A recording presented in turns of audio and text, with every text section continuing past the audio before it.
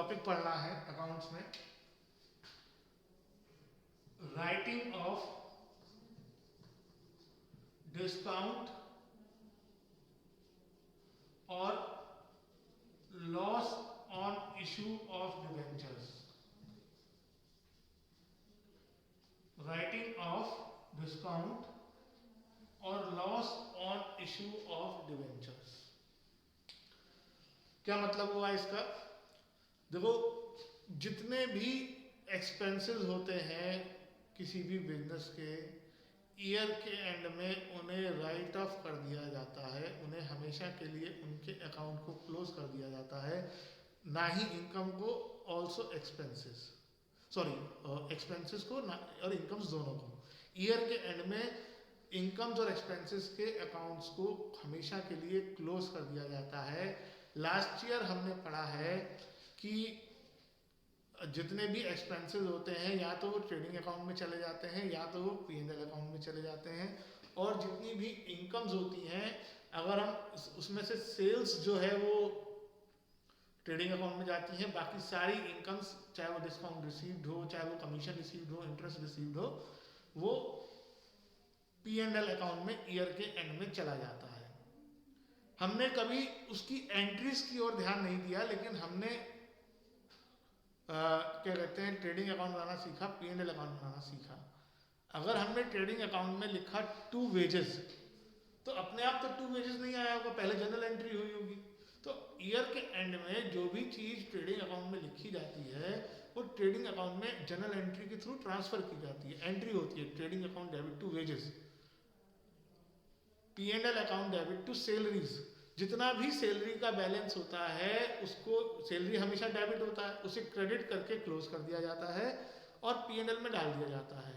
पहले चैप्टर में हमने पढ़ा है बिल्कुल इसी तरीके से इंटरेस्ट ऑन कैपिटल क्लोज होता है, लेकिन interest on capital P&L appropriation account में जाता है। P&L appropriation account debit to interest on capital. ऐसे ही इंटरेस्ट ऑन ड्राइंग जो है वो हमारी इनकम है, वो भी P&L एप्रोप्रिएशन अकाउंट में जाती है, interest on drawing account debit to P&L appropriation account.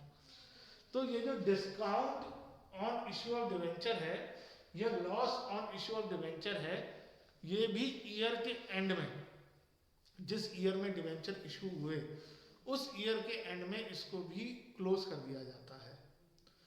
ठीक है, अब आगे बढ़ने से पहले एक चीज और समझाऊं आपको। Joint stock company trading and P&L account नहीं बनाती, जॉइंट स्टॉक कंपनी बनाती है स्टेटमेंट ऑफ P&L।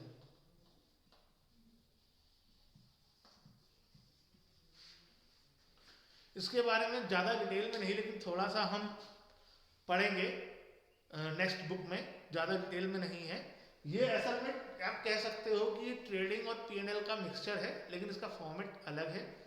इसमें डेबिट क्रेडिट साइड नहीं होती है, ये स्टेटमेंट है, ये कोई अकाउंट नहीं है। इसमें पहले इनकम्स को लिख दिया जाता है, इनकम्स को जोड़ दिया जाता है, फिर एंड में उसमें से एक्सपेंसेस माइनस कर दिए जाते हैं, जो बचता है वो प्रॉफिट होता है। इस सिस्टम में हमारे पास ग्रॉस प्रॉफिट अलग नहीं आता है, सीधा नेट प्रॉफिट ही निकल कर आता है, ग्रॉस प्रॉफिट के लिए कोई जगह नहीं है इस वाले सिस्टम में। जॉइंट स्टॉक कंपनी को ये स्टेटमेंट ऑफ P&L ही बनाना होता है। तो ईयर के एंड में जो भी इनकम और एक्सपेंसेस होते हैं, चाहे वो वेजेस हो, चाहे वो सैलरीज हो, सब स्टेटमेंट ऑफ P&L में चले जाते हैं। तो डिस्काउंट भी स्टेटमेंट ऑफ P&L में जाके राइट ऑफ हो जाएगा। लेकिन हमने पिछले चैप्टर में एक थ्योरी में पढ़ा था कि हम सिक्योरिटी प्रीमियम रिजर्व को कैसे इस्तेमाल कर सकते हैं। सिक्योरिटी प्रीमियम रिजर्व का इस्तेमाल ये है कि हम उससे अपना डिस्काउंट राइट ऑफ कर सकते हैं जो हमने इशू किया था, डिवेंचर पे लॉस हुआ था। तो इसको राइट ऑफ करने के लिए हम सबसे पहले हमेशा प्रीमियम का इस्तेमाल करते हैं। तो एंट्री होती है securities premium reserve account debit,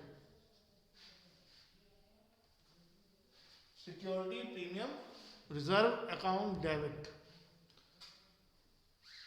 if available, अगर है तो। ये होना जरूरी नहीं है, ये जरूरी नहीं है कि बिजनेस में सिक्योरिटी प्रीमियम रिजर्व हो। अगर सिक्योरिटी प्रीमियम रिजर्व है तो हम ये इसको डेबिट कर देंगे। Statement of P&L debit. अब इसके साथ अकाउंट मत लगाना, ये कोई अकाउंट नहीं है, ये स्टेटमेंट है। असल में रियल में ये कोई एंट्री होती भी नहीं है। ये वाली स्टेटमेंट ऑफ P&L नाम का कोई लेजर बनता ही नहीं है, तो एंट्री कैसे हो जाएगी? लेकिन हमें पूछा जाता है इसलिए हम कर रहे हैं। तो अगर आप डिस्काउंट राइट ऑफ कर रहे हो तो डिस्काउंट आ जाएगा, और लॉस राइट ऑफ कर रहे हो तो लॉस आ जाएगा on issue of debentures account. ये एंट्री होती है, ये कंप्लीट एंट्री है। अगर सिक्योरिटी प्रीमियम रिजर्व नहीं है तो statement of P&L to discount आ जाएगा, और अगर सिक्योरिटी प्रीमियम रिजर्व है और उसमें इतनी अमाउंट है कि वो डिस्काउंट के बराबर या डिस्काउंट से ज्यादा है, तो ऐसे में स्टेटमेंट ऑफ P&L की जरूरत ही नहीं पड़ेगी। हमें डिस्काउंट राइट ऑफ करना है, हटाना है अपनी बुक से, उसको क्रेडिट करना है, और डेबिट हम अगर प्रीमियम हमारे पास है तो प्रीमियम करेंगे, अगर प्रीमियम हमारे पास नहीं है तो हम स्टेटमेंट ऑफ P&L करेंगे। और अगर हमारे पास दोनों चीजें हैं तो पहले सिक्योरिटी प्रीमियम रिजर्व से राइट ऑफ किया जाएगा, और उसके बाद भी जो राइट ऑफ नहीं हो पाएगा उसके लिए हम statement of P&L account use करेंगे। ठीक है, हमारी पहली कोशिश यही रहेगी कि राइट ऑफ जो है हम सिक्योरिटी प्रीमियम रिजर्व से करें, लेकिन जहां पर क्वेश्चन में अवेलेबल है सिर्फ वहीं पर ऐसा हो सकता है। ठीक है, चलो इसका क्वेश्चंस करते हैं हम।